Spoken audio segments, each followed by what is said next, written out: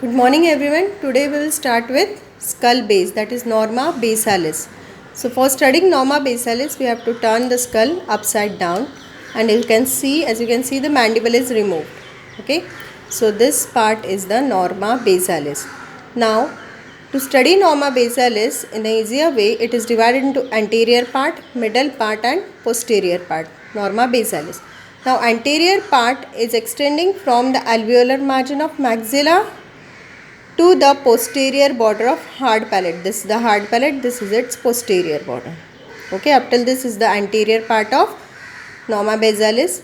From this posterior border of the hard palate to the anterior border, imaginary line, and passing from the anterior border of foramen magnum is the middle part.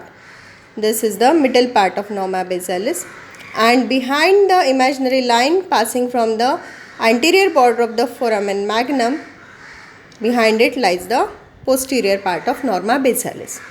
Okay, so Norma basalis extends from this alveolar margin, okay, to the external occipital protuberance. Now we will discuss about the anterior part of Norma basalis. So anterior part is bounded by the arch of alveolar border, where you can see the sockets for articulation with the tooth, which forms the joint gomphosis. Then this is the hard palate. On the inner side of alveolar border is the hard palate. This hard palate anterior two-third is formed by palatine process of maxilla, and posterior one-third is formed by horizontal plates of palatine bone.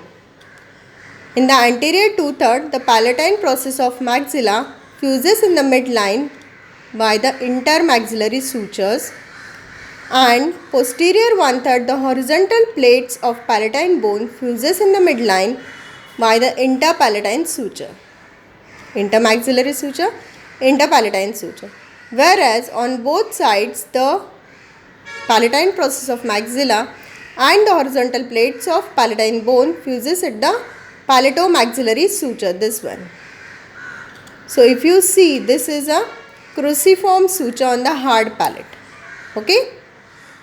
Now this is the posterior border of the hard palate, and this projection in the midline on the posterior border is the posterior nasal spine.